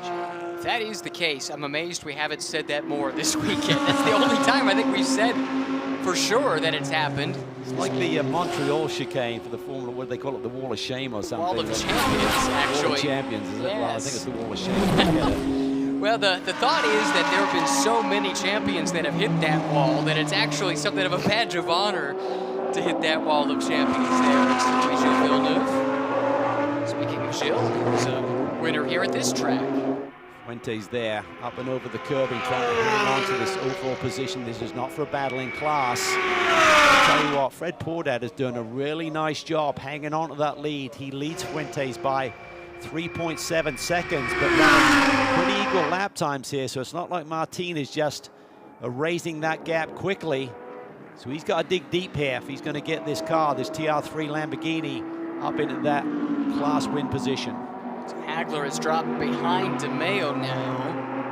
That happened here on this lap. They were effectively side by side at the start-finish line, according to timing and scoring, just 1/10 of a second between the two of them. And now we see that Lewis has gotten around Fuentes and will take off in hot pursuit of Fred Pordat. That penalty to the Turner BMW has now elevated the 6 car from K-Pax up into second. So as we've seen a number of times this year, Calvin, even when things aren't going quite their way, even when they've got this gremlin with the car that they cannot identify, K-Pax as a team has the execution to the point where they're able to come home with 1-2 finishes, even if the ultimate pace of this car here isn't quite up to par. Yeah, and it's not like it's an absolute disaster, but when you're looking at guys with the caliber of Corey Lewis and Giovanni Venturini running lap times about a second off of the sister car, that's a big delta. I mean, they should be within a tenth or two, not that far back. That's what tipped us off to start thinking, hey, there might be something amiss with the chassis. There should not be that big of a gap between drivers of their caliber. And certainly their resumes, both Corey's and Giovanni's, speak for themselves. 22 minutes, 44 seconds, and counting left in this race. And look at that, after making that pass, DeMeo has come storming through. Now we take a look at this replay. This evidently should show us what the pit lane infraction might be. See the tire warmer is on the tire on the wall. I think there's a minimum distance that those tire blankets or ovens have to be away from the pit wall and where the service area is. So I'm not sure if one of the mechanics was new and not fresh with that information, but certainly that is a devastating blow to their stellar run here this weekend. Runner-up finish yesterday, as we mentioned, coming off a big win at Road America. And that's going to be disappointing for the whole group. That might sound arbitrary on the surface, but I suspect having that kind of heat near fuel would be a safety risk. Is that at the root of that regulation? It could be. It's just a lot more equipment. I mean, ultimately, if you allow that to happen, you're going to have a bunch more equipment laying around when there's a lot of servicing going on. So I think it's a good rule to have, that you have all of that tire warming equipment and stuff out of harm's way. We see Fred Pordat continuing to hold on to this class lead position. Lewis is closing in, but he's not dragging Fuentes along with him. So this is good news for Wright Motorsports in terms of bouncing back from their first run off the podium here yesterday to maybe grabbing a win here today. Halen was dynamite in this car in his opening stint. Loving the fact he finally had clean air. You made reference to it during his stint, Calvin. There just hasn't been much of that in race conditions here this weekend for Jan Halen, because whoa, that's a big wiggle there for Corey Lewis at the exit of 1. But back to Jan, I mean, he spent that whole stint yesterday trying to find a way around Giacomo Altoe and never could quite find the solution to that problem. He couldn't, and you know, I think you got Fred back into a better groove here today. He's found some nice clean air. He's been able to run good clean lap times. Been very consistent. I'm sure the team are talking him through, giving him the gap back to Fuentes, which is what their target is today in terms of keeping him away from the tail of that Porsche. And on that last lap, Fred landed 148.5 versus Fuentes 148.6. So not much to choose between them, but he's maintaining that gap and maintaining that lead, most importantly. It's an interesting dynamic between Portad and Fuentes, and that's the battle that will develop here, or will it? I might have spoken too soon. It might end up being Portad and DeMeo, the way that he's coming like a rocket ship, catching up with Martin. But the point I was going to make is Fuentes has much more GT3 experience than Fred does, but much less in the car he's in now. He has not done much in Lamborghini, only one weekend in the GT3 car for a Lamborghini prior to this weekend, whereas Portad has a whole season and a half now under his belt racing the GT3 Porsche.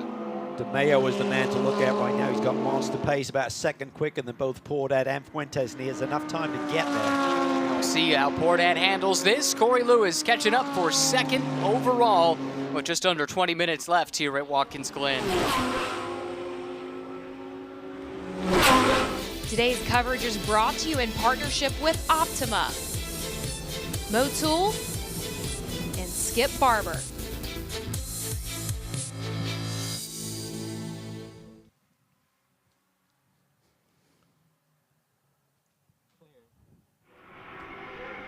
Fred Portad continuing to hold the second spot overall. Corey Lewis right behind. And the number 6 car for K-Pax Racing flashing those headlights. I think Fred knows you're there, Corey. But I think it's obligatory in this day and age.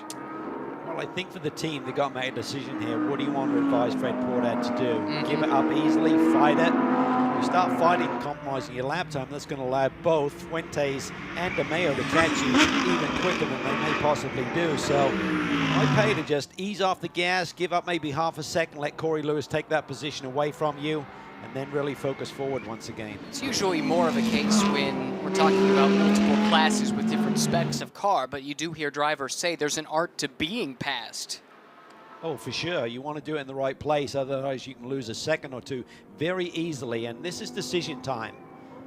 Fred doesn't want to give it up to him. Fred's really strong in the braking team. We see a lot of people, oh, a little wobble there. He had to give it up then. He was way out of the gas, having had that little problem. Now he's got to regroup quickly. Here comes Fuentes and DeMeo. Well, that's the problem with fighting it, because that little bobble cost him a ton of time. You could see it visually right there. Martin Fuentes now smelling blood in the water, and I think DeMeo, with 17 minutes left, can start entertaining some thoughts about maybe even winning this race in class. Yeah, he can. But I tell you what, Martin Fuentes, you give him a sniff of the win. He's won races in bunches over the years, so this may get him invigorated. He'll dig a little bit deeper, find a little bit more pace aboard that Lamborghini. But here comes Michael DeMeo. That Compass Racing machine is hooked up. He is flying. If you know Martin's personality, the fact that he would even need motivation to be invigorated is a hard thing to even fathom. He's a bundle of energy at all times. He's got his target out in front, but he's got pressure coming from behind.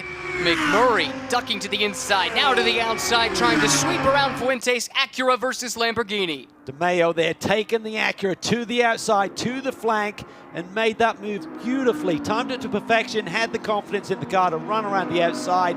He is now going to chase down the leader, Fred Portad. Oh, just unbelievable. This is only his third weekend racing a GT3 car. Sure, he's a champion in this series in the past, but that was in touring cars, and it's been a little while. He's been out of the racing game. Doesn't look like he skipped a beat, though, barring that one little spin at VIR in his first race back. Other than that, DeMeo has been perfect.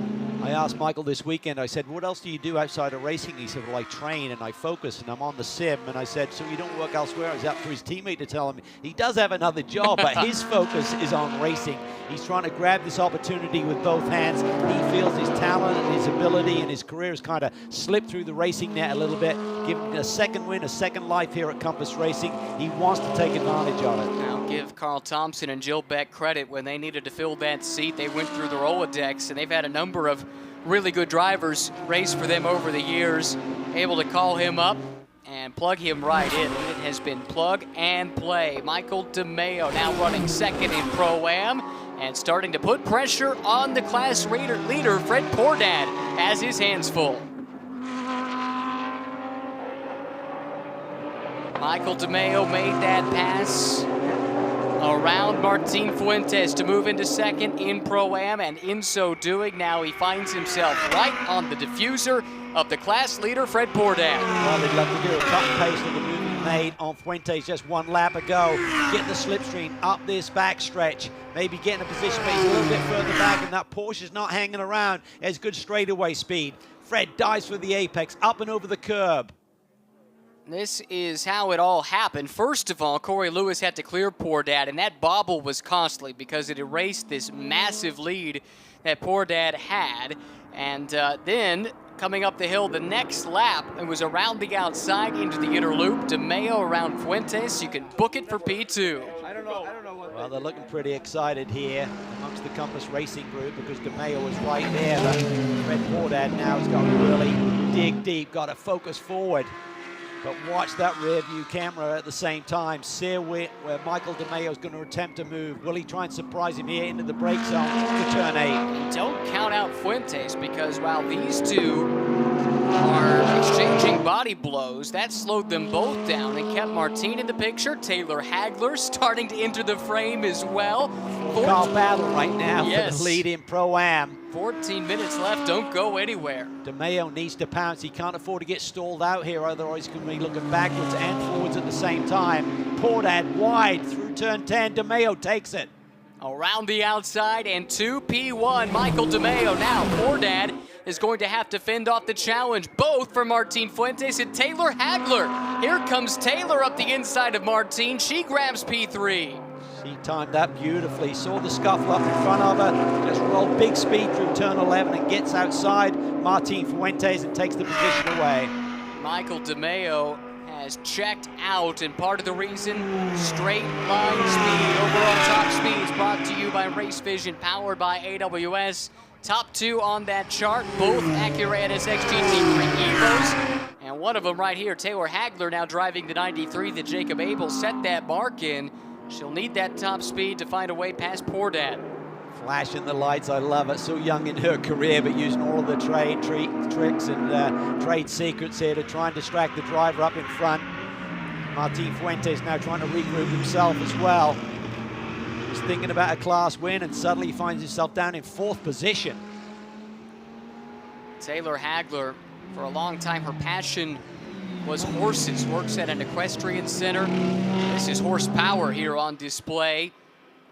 As a young driver, looked up to Catherine Legg for an inspiration, and Catherine has had a lot of success driving an Acura NSX over the years. Taylor Hagler following in those footsteps and looking right at home, stalking Fred Poor Dad. This is now the fight for 2nd, 3rd, and 4th as Michael DeMeo has shuffled away from these 3 cars. He certainly has. Poor Dad there slipping again. It looks like the handling may be going away on him a little bit. May just being distracted with the cars around him. Jacob Abel, we're looking on there. John Meraki trying to see what Taylor Hagler can come up with here. He's had a bunch of podiums here this year, including a big win at Road America, big win yesterday with Jacob Abel. That was Mario Farnbacher on the left, one of the driver coaches for the GT3 Academy, embedded this weekend with Racer's Edge. Martin gets a big run. Huge run by Fuentes. Is he able to maintain it? I think he had to check up a little bit there, getting too close at the entrance to the S's, and now the momentum shifts away from Fuentes into Hagler. She's in the slipstream. That car is fast in a straight line. Is she close enough to challenge Poor Dad? Real ebb and flow here between these 3 Pro-Am competitors fighting it out for the final podium positions. Should point out that while this fight continues, nothing has changed at the overall front of the field. Jordan Pepper by nearly 30 seconds over Corey Lewis. Then you get to DeMeo just up ahead of these 3 cars. Now, Poor Dad, Hagler, Fuentes, 2nd, 3rd, and 4th in Pro-Am, and is 4th, 5th, and 6th overall. Behind this battle, we have Michael Dinan on the recovery mode, having to pay that penalty coming down pit lane for the pit lane infraction there with the tire blankets. There he is, you can just see him in the background looming. Hagler just trying to settle in here, trying to figure out the answer to this puzzle of getting around Fred Poor Dad without letting Fuentes through at the same time. See that wide entry point that she does there regularly for the entry point for turn 9. Fuentes isn't done yet either. Maybe putting some of his experience to work, saving some tires, saving the equipment for a late race charge. Just 10 minutes remaining at Watkins Glen. After this, only 3 races remaining in the championship. And in Pro-Am, it is the points leader right here in second in class. And second in points, third in class in this race. Taylor Hagler right behind. So if Taylor has any aspirations of somehow overhauling Fred Pordat and Jan Halem, this is a pass that needs to be made. Yeah, certainly an additional incentive there to get the pass done. Meanwhile, up front in the Pro-Am class, you see Michael DeMeo disappearing into the distance. He had the pace, he caught the group quickly, showed some patience, took him a couple laps to figure it out, and now he's just taken off. He's been running some great laps, just about 0.7 of a second off of, actually 0.7 of a second faster than Pepper on that last lap. I think Pepper might have been encumbered or was conserving somewhat, but 0.4 off of Corey Lewis, so impressive pace from DeMeo now that he's out in front of this trio. Certainly for Jordan Pepper with that massive lead, he'll just try and manage that in case there is full course yellow and a safety car intervention. You want something to fight with at the end. The battle remains hot and heavy. Second, third, and fourth in Pro-Am. For now, advantage goes to Fred Pordat.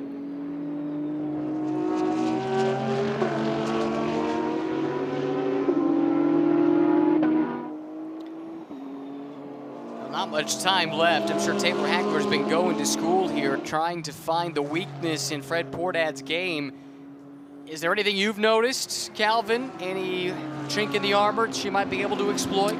No, I think now and again we see a little bobble from Fred, like maybe he's fighting the car just that little bit. But in terms of his line, he doesn't really leave the door open. He's strong into the brake zones. What he doesn't do, he doesn't overslow the car. He rolls speed in. So we've seen numerous times over the race weekends and also here this weekend this year that, Fred, people make an attempt, but he just rolls the speed in. He's not afraid to go door handle to door handle, so he's a tough competitor.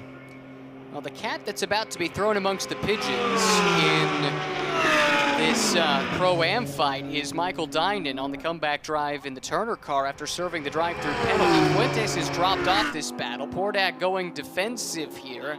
Hagler not close enough to go around the outside, but I think Dinan will catch this group and likely will have to try, or is likely to try to go through it before it's all said and done.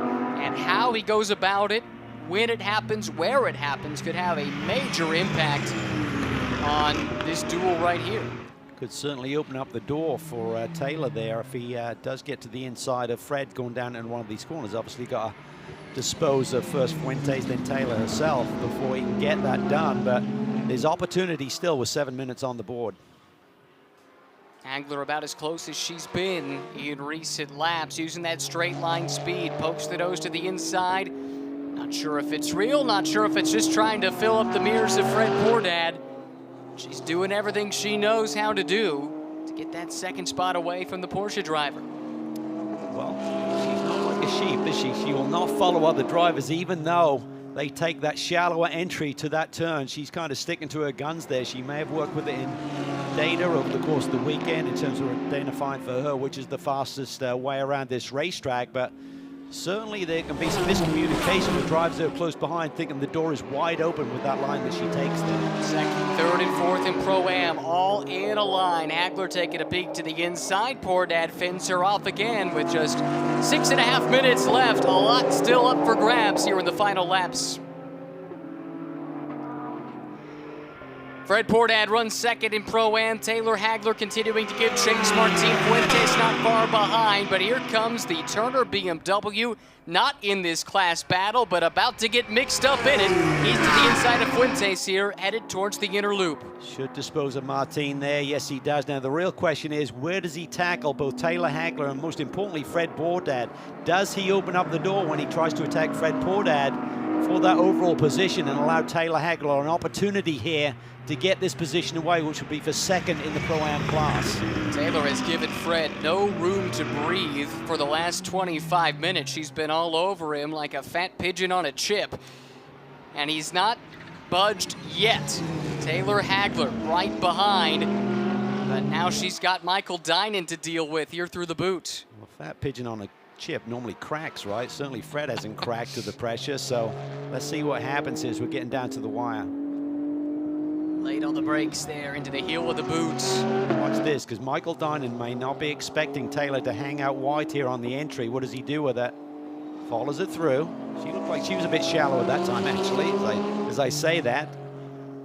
And we've seen in the past others view that as an invitation, but she didn't leave the door cracked quite as wide open, did she?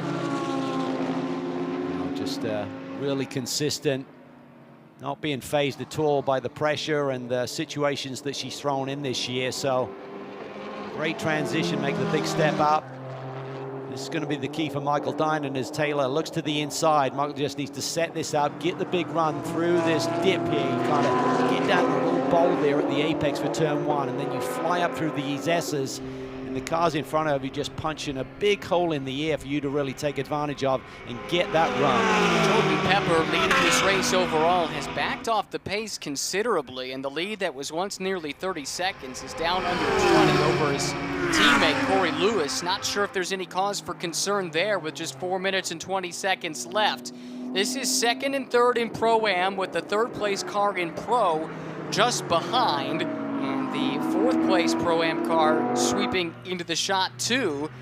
Dinan would like to get this pass made if he can. I was surprised there that Robbie wasn't able to make hay there up through the S's and get that run. He was just too far back, so I'm not sure if his tires are going away a little bit late in the stint and not able to hold it wide open up through the S's. I wouldn't imagine so, but either way, I thought that was going to be an easy one for him. So he's got to be patient here for Taylor. She's got to really kind of focus forward. She's got to try and get around Fred Portad here in the last couple of laps, but at the same time monitor what Robbie Foley's doing behind. Any real championship aspirations depend on making that pass. You really can't afford to lose any more ground. If you're Taylor, it's a long shot at best, right, yes, in terms of her making enough points up with the rounds remaining, but you never know. It just takes a bad day, a technical problem on the race car for the Wright Motorsports team, and they get a 0-point score somewhere, and suddenly you wish you'd got that position here today. This is the South African Jordan Pepper who leads. The last lap, though, was a 1:53.2. Compare that to Lewis, a 1:46.9. Photo finish, maybe? I don't know, but I think he's just managing it, unless there's something seriously amiss or he's feeling something. There you see his teammate in the backdrop here. Working his way around the repaired car of David Askew. They had that splitter damage early, so they are well down the order right now. Just 32 laps complete compared to 45 for the leaders. Pro-Am leader Michael DeMeo going through the screen, and behind them, Michael Dinan has made the pass on Taylor Hagler, so now he is right there in between the Porsche and the chasing Acura in the fight for second in that class. Yeah, I think they got about a lap and a half to go here looking at the clock, so Taylor needs to hustle. She needs to be right with Michael Dinan. Should he open up the door on Fred Portad? He looks to the inside there. Sticks in. She's got to go, go, go. See if she can try and get on the power early and get a run. Here she comes. Taylor Hagler coming. She saw the opportunity. Martin Fuentes not far behind. He's diving to the inside as Hagler left the door open. Martin Fuentes needs no second invitation. They're side by side, rubbing on each other through the toe of the boot, making the run down to the heel. That was awesome. She recognized that, just opened up her hands enough to give them both enough room. Martin now to the inside. Can she roll the cushion? No. Veteran savvy from the former series champion, multi-time champion Martin Fuentes able to get that pass. He takes the final spot on the Pro-Am podium back here with just over 90 seconds left. Fantastic driving between the two of them. So easy to lock horns there. We've seen big incidents here this weekend even with cars locking together coming off that corner as they battle side by side. So nice driving. Now does Martin have anything for Fred Portad? Final lap. The white flag has already flown for the overall leader, Jordan Pepper. His lead has plummeted down to just 9 seconds over Corey Lewis. That should still be safe at this rate, only giving up 5 seconds a lap with 1 lap left. So simple math says he's got plenty in hand at that rate.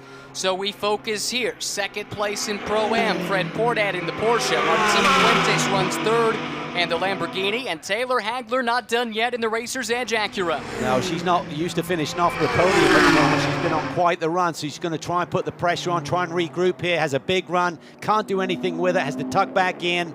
Will there be an opportunity with just half a lap to go? Portad very strong through the inner loop, able to build the gap, but it has come back down just like that. The ebbs and flows of this race, it's been fantastic to watch over the last 30 minutes. It really has, and hats off to Fred Portad. Been under tremendous pressure here in this stint this afternoon, but is hanging tough.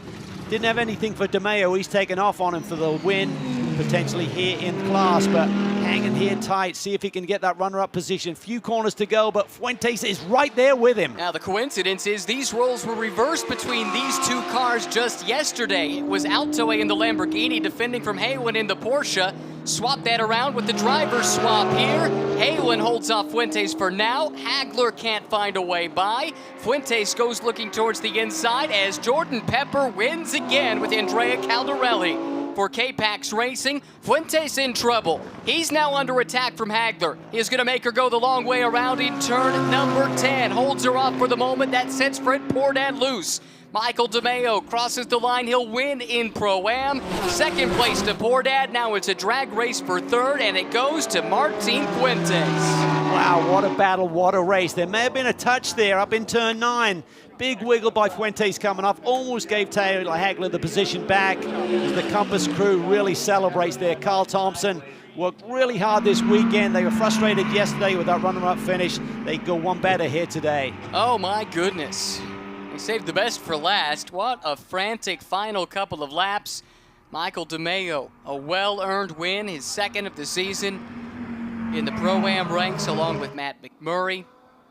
And up front, another K-Pax Racing 1-2, and it was close at the line, 1.9 seconds between the two. Not sure if they were posing for a photo, if there was a genuine problem. Maybe, who knows? Maybe he was feeling something. We talked about that race at Coda where he felt an issue with the handling, thought it was maybe a tire going down, elected to just bail out of it, and that day gave up the track position and the win.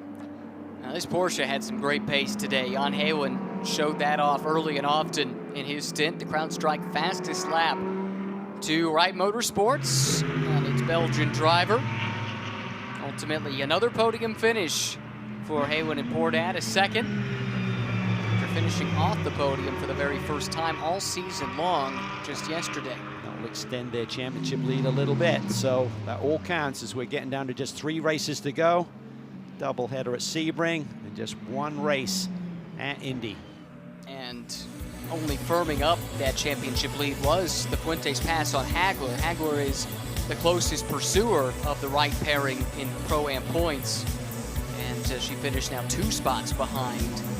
So that puts her even further back and puts us that much closer to crowning our Pro-Am champion as you take a look at the provisional results.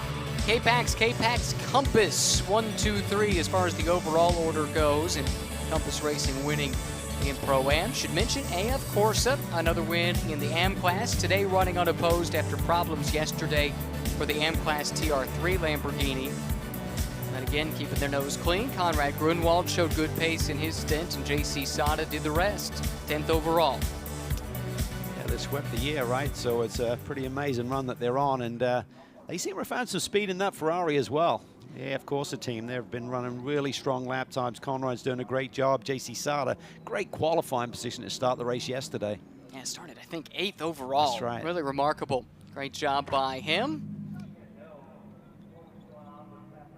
And great job again by K-Pax to go 1-2. We see a 1-2 finish, but it wasn't as simple as that. There was a lot of things that happened in between. Venturini, when he jumped out of the car, I'm not sure he's going to be expecting this result. I'm not sure he will either. We will hear from them, though, shortly. Jordan, again, he's looking at tires. I think you're on it, mate. He was definitely slowing down for a reason there, not just managing that gap. He was feeling something. And we've got Robbie Montanola helping us out, post-race interviews here today, and hopefully Robbie can get to the bottom of that particular mystery as the K-Pax duo will make sure they've got the right hats on. They should know what they're doing by now. This is yet another win for this car. Is that 9 on the season? Let's hear from him with Robbie Montanola. Definitely. Thanks, guys. We're here with Jordan and Andrea. Jordan, you seem to slow down there towards the end. Was there anything happening with the car? Yeah, I don't know. Something didn't feel right, and we had a big enough lead, so we just said take no risk, manage the gap, and yeah, I think one more lap I probably wouldn't have won, but yeah, anyway, so it's a great team effort, double pole, double win, so a big shout out to all the boys, Lamborghini, K-Pax, everyone, awesome job by everyone, and of course Andrea for doing the bit at the beginning. Yes, Andrea, how do you guys take this momentum to Sebring and clinch this championship? Yeah, I mean, definitely was important to, to go away here with as much point possible. So at the end of the day, as Jordan said, it was a good team effort, a double pole, double win. We have to keep our heads down and try to go to Sebring, and it's going to be a lot of points, still available, but we just need to focus on our thing. Thank you, guys. Well, Sebring is one of the few tracks in North America that Andrea knows. Yes. So see what happens. Yeah, that's a good point. I can't wait to see what Sebring has in store. A classic track, as there are so many of those here in North America, and it seems like they're all on the schedule. Highlights of today's race. This is the initial start. It was Caldarelli who started that K-Pax car, and he jumped out to a nice lead, but it was fought further back. Cal Grenier, great start there, then suddenly going up through the S's. He feels something's amiss with that Winwood racing machine, has to bail out of the throttle. There's some contact between the sister K-Pax car and Drew Stavely in the Ian Lacey Racing Aston Martin. That was Giovanni Venturini driving. Corey Lewis had taken it over by this point, and Michael DeMeo, an incisive move up to the inside of Taylor Hagler for the class lead. Well, she thwarted this effort, but he got a little bit later in the race. It's just great racing between the two Acuras. And really tight racing here. This was an opportunistic move for Martin Fuentes to take the final spot on the Pro-Am podium. At one point, Taylor was thinking about P2, and suddenly she finds herself down in P4 with just a couple of laps to run. Really good racing throughout the field, but coming home despite the problems with yet another win, Jordan Pepper, Andrea Caldarelli by 1.9 seconds over the sister car of Corey Lewis and Giovanni Venturini. And Michael DeMeo holds on to win in Pro-Am in the number 77 car for Compass Racing alongside Matt McMurray. And what a nice run of form they've been on. They really have. It's great to see Michael DeMeo get this second chance with his career, take it with both hands. 2 wins now in the limited schedule that he's run. Great performance by that whole group. So that does it for us here at Watkins Glen. The championship heads south to Sebring. Next time up, we'll see you there.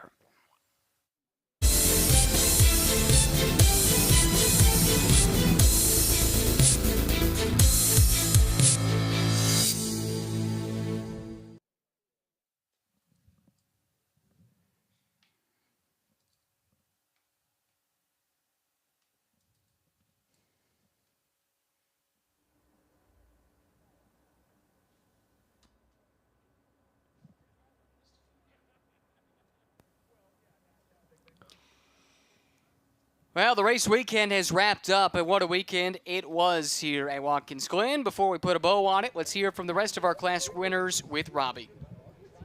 Definitely, Michael, heck of a last stint there. Walk us through how you got that move done to get up to first. Well, we came out of the pit stop a little bit behind, but great job to the crew, though. Everyone did amazing today, and we needed some redemption from yesterday, so that was great. But I came out a little bit further back than I wanted to, and I had to work around some other cars to get to where we wanted to be, chasing down P1, and I just took a couple laps to see where our Acura NSX was better than the Porsche 911, and I just saw a gap and I went for it, and it was just great. Everyone that I went by today, it was just really respectful, good driving, so hats off to everyone for running a clean race all day. Awesome. And Matt, I know it's always tough not being behind the wheel. So what was going through your mind as Michael made his way through the pack up to first? I was watching and thinking about the race yesterday, where it was difficult to pass when you're close in pace. And I could see when he caught up to Hagler for a minute, he was having a little bit of trouble getting a good exit out, but he figured it out after a couple laps and made a good move, and then moved on from there and built a nice big lead by the end of the race. Awesome. Congrats, guys. Thank you. Thanks. Well, congratulations to them. Carl Thompson, Jill Beck, everybody at Compass. They put a lot of work in. They're a busy team. Long time Canadian-based team, but made the move to California and did it at the right time, just before everything shut down. They were going to open up an auxiliary base out near the LA area, and they had it ready to go basically when they really needed to be in the States. And they've told me that's been a big help to them, and they continue to grow. It seems like big programs year after year. Yeah, and I think they're loving their association with HPD. They're loving the performance of the race car on the track, and really getting their arms around it now. So another great day for them. And another strong run as well with good pace, as you mentioned, Calvin, for AF Corsa. Robbie is with Conrad and JC. Yeah, definitely. These guys have been on fire all year long in the AM category. JC, what's your favorite part of driving this Ferrari GT3 car this season? It's been a great learning experience. It's a new car for me. I've never driven one until this season, so every race has been a learning upgrade. And I've seen a lot of improvements, especially yesterday in the race. It was pretty cool. And so I'm looking forward to more of that. And of course, we have a phenomenal team with AF Corsa and a wonderful teammate here that keeps talking to me in my ear all the time. So between all that, I think we'll see a great improvement by the end of the year and have a fun season next year. Awesome.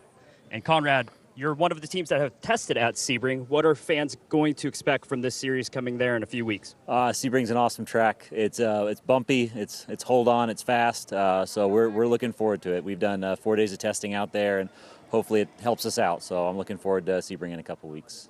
Awesome. Congrats again, guys. JC, Thanks, Conrad, your AM winners today for you. race 2. Thank you. Thanks, guys. Forza Ferrari.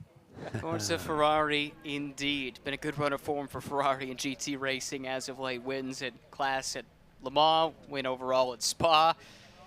And continuing to dominate in AM here, even when they do have the competition. It's this team, this driver pairing that is consistently trouble-free. Yeah, you can only win, right? Despite a relatively thin field in AM, they continue to win. And that testing will be huge because Sebring is its own animal. So for some of these teams or drivers who may be going there for the very first time, it'll be an eye-opener. It'll be a teeth chatterer as you go over the bumps there. Very different to what we experience here at Watkins Glen, which is super smooth. So doing 4 days of testing, wow, that is a big leg up on the competition. No doubt about it. So 2 grueling races at Sebring. I think any race of any distance at Sebring is by its nature grueling because of that track and all the bumps, the surface that's been there since it was a bomber base, a bomber training base back in the World War II era. And then we head to Indianapolis for a race that will be grueling for different reasons. A full 8 hours, the first 3 of which will pay points to wrap up this championship. Yeah, massive field. We're anticipating maybe 40-plus cars, GT3 cars and GT4, a mix between our championship and the global championship. So it's going to be fun. A lot of wild cards there in terms of drivers that you may have never heard of, but by the end of the 8 hours, you'll certainly recognize how quick they are. Well, you know, Jordan Pepper almost had his North American coming out party at that race. It didn't last all that long, unfortunately. He got hit by a GT4 car, but I remember him on slicks in the rain in a Bentley, just flying despite the difficult conditions. And that, I think, to many was an introduction. He had been great at Bathurst in the past. We'd seen him, if you'd followed GT racing, you probably knew the name, but that was, if not a reminder, then an introduction to his talent. And it gave him the opportunity here. Obviously, K-Pax were involved with the Bentley operation before. Jordan was a Bentley factory driver, but when K-Pax said we need to select our own driver, they're supported by Lamborghini on the factory side. They wanted Jordan Pepper. That was the guy who they hand selected to say he is our new guy. He is the mantle that's going to hold the torch here for K-Pax racing moving forward, and he has delivered. He's a great passer. He's very sensitive to the race car too. He knew he had a problem with that race car. They'll dig deep, find out what was wrong. He didn't throw all away. He recognized I just got to slow it down and get it to the checkered flag, so big management there. Yeah, just like we saw from him at COTA earlier in the year. We told that story, same thing, and he knew at that time, no sense risking both cars. Let's let the other one through in that case. Today he had a big enough gap, and he knew exactly what his gap was because it came down from 30 seconds to just over 1. That's all you need. And he said one more lap, I wouldn't have held him off, so he was having to slow down that much. And his last lap time was 7 seconds slower than Corey Lewis, so he had big dramas going on. Yes, he did, as the podiums commence here in Victory Lane at Watkins Glen. You think about the people who have stood here, or the podiums that preceded this one, at this racetrack, thinking about the different series that have raced here, and some of the best have sprayed that champagne winning at this racetrack. And the thing that's been cool all year long is hearing from especially the K-Pax drivers, the ones that haven't done much racing in the States before, getting their impressions of these North American tracks and just how much fun they're having with this new challenge. Yeah, so many of them that have been running on what we call old school racetrack. I mean, they're high commitment but high consequences, so that's just what a real race car driver loves. They don't want it to be easy. They want the challenge. This provides a high speed, fast, smooth, you know, just you make a mistake, you could have a big one, but that's what a race car driver wants. And when you come out on top on a day like this, it certainly means so much more. And look at the smiles on the faces all around, both Am and Pro-Am sharing the podium together. Another big day for points for Jan Halen and Fred Pordad. And their lead is borderline unassailable at this point. And they've won a couple of races. I know they'd like to have won more, but it's been that sheer consistency. It's almost like death by paper cut, right? They just keep coming at you, these little blows, and it's enough to wear you down. Well, amazingly, yesterday was the first time they've been off the podium all year, but they bounced back today with another strong run. So you're right, they're going to be tough to beat. If they continue to show up and just score points, they should be in great shape for a championship run. And for Fred Pordad, it'll be his second consecutive title coming off that Am win last year with Max Root. Wish we got to see more out of Windward today. That car had the issue on the first lap. We were told it was a brake disc issue. We never saw that car again. And so that left us with just 3 in the pro class. For a while it looked like Dynan and Foley would play spoiler once again and split the 2 K-Pax cars, but miscue in pit lane cost them. They end up 3rd instead of 2nd, and they might have won this thing, come to think of it. Yeah. Because they were ahead of Lewis on the road, and if Pepper had that same issue and they hadn't had the penalty, this would have been Turner's race. Well, Jordan Pepper may have been in a different situation where he couldn't afford to slow it down as much as he did, and if he did have something dramatic going on, could there have been a failure? But either way, yes, that's a great point. Ryan, by taking that penalty, pushed them well down the order and took them out of the opportunity to maybe catch the 3 car for the win. I never thought about that until started going through the different permutations there, and I didn't until you said it. that's going to be a bitter pill to swallow if Dynan and Foley haven't already come to that conclusion. I'm sure they will at some point, and you never like to let them slip away. They're so hard to get any win in motorsports, and this one, but for a very minor miscue, it could have been a lot different. They look pretty happy, though. Maybe they haven't thought of it yet. Maybe when they're having a sip and a beer tonight, they'll think of it and be even more drowning of the sorrows. Do them all a favor and don't tell them, all right? Don't let them know. There's a lot of happy faces, though, there in the podium area. Great to have fans at the racetrack. A lot of them walking around. The paddock grid was pretty full for the fan walk prior to the race. I know the series is doing everything it can to open its doors to fans and give them that up-close and personal experience, and it sounds like there's a very good chance that something similar to what we saw up at Elkhart Lake with that driver parade from the track to the town might be in store in downtown Speedway. I'm not sure it'll be the full grid, but I think some of the 8-hour cars might be there. I think it's maybe tentatively Thursday or Friday, and a great way to get up close and personal with some of the stars and cars of SRO America and SRO globally, as that is part of the Intercontinental GT Challenge, powered by Pirelli. That wraps up our race coverage here from Watkins Glen. Thank you so much for joining us. For Kyle and Robbie and Amanda down in the pit lane, Calvin here in the booth, I'm Ryan Marine. So long for now.